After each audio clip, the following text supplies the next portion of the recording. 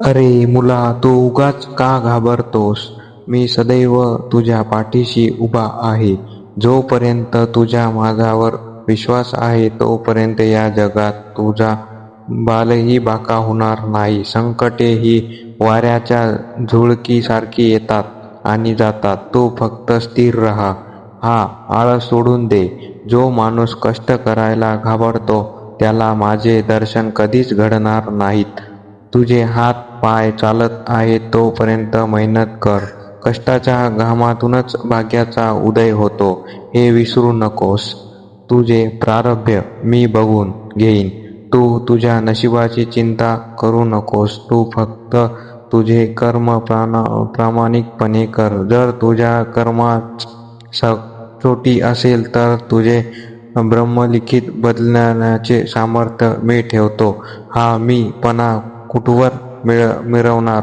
तू काहीही सोबत आणले नाहीस आणि काहीही सोबत नेणार नाहीस.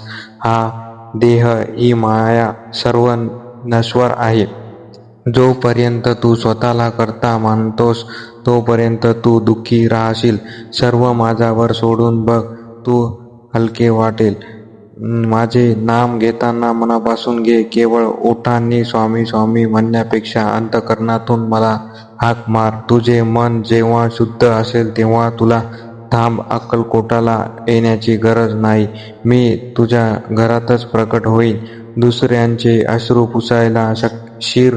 जर तुला माझी खरी सेवा करायची असेल तर गरिबांना मदत कर. कोणाच्या तरी दुःखात धावून जाणे हीच माझी खरी षोडशोपचार पूजा आहे. स्वतःच्या दोषांकडे बघ. तू जगभर फिरून लोकांच्या चुका काढतोयस, पण कधी स्वतःच्या आत डोकावून पाहिलेस का?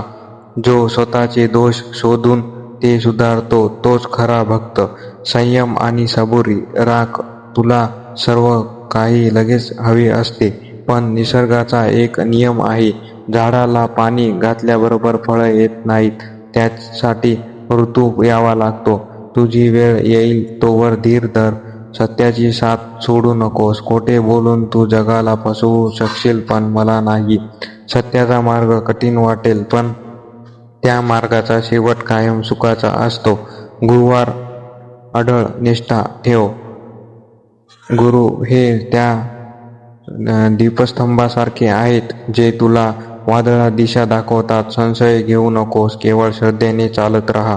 तू नक्की पैलतीरी पोहोचशील. तुझे शरीर हे मंदिर आहे. या शरीरात मी वास करतो. मग तू त्याला व्यसनाने का बाटवतोस? व्यसन हे माणसाला जिवंतपणी नरकात नेते. शुद्ध राहा तरच तुझी बुद्धी शुद्ध चालेल. काळाची किंमत जाण. वेळ ही सर्वात मोठी संपत्ती आहे. ती व्यर्थ गप्पांमध्ये किंवा निंदेमध्ये घालवू नकोस. प्रत्येक क्षण सत्कारने लाव, कारण गेलेली वेळ देवही परत आणू शकत नाही. समाधानी राहायला शिक. दुसऱ्यांच्या ताटात काय वाढले आहे हे पाहण्यापेक्षा तुझ्या ताटात जे आहे त्यासाठी ईश्वराचे आभार मान. लोभ वाढला की सुख कमी होते ते लक्षात ठेव. माणुसकी हाच श्रेष्ठ धर्म. मी कधीही कुणाची जात किंवा पंथ विचारला नाही. माझ्यासाठी जो प्रेमळ आहे तो माझा आहे. माणसाने माणसाशी माणसाप्रमाणे वागणे हीच खरी भक्ती. भीतीला मारून टाक. भीती ही फक्त तुझ्या कल्पनेत आहे. तू जेव्हा एखादे काम घाबरत करतोस तेव्हा अर्धी लढाई आधीच हरलेला असतोस. हिम्मत बाळग. मी तुझा रक्षणकर्ता आहे.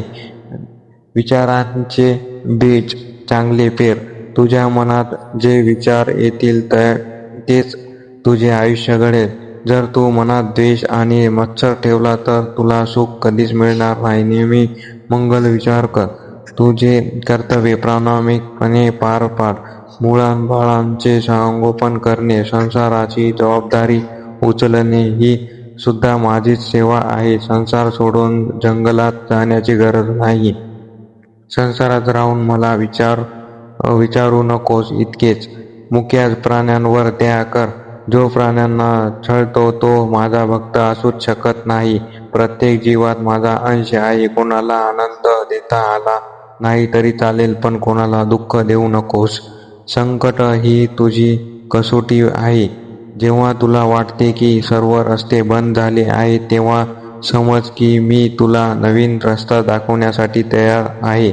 संकटात जो डगमगत नाही तोच मला प्रिय असतो. स्वतःला मला अर्पण कर. एकदा का तू तुझे जीवन माझ्या चरणी वाहिले की मग तुला काळजी करायचे कारण नाही. तुझे योगक्षेम, तुझी चिंता, तुझे रक्षण ही सर्व माझी जबाबदारी आहे. तू फक्त निश्चिंत राहा. श्री स्वामी समर्थ.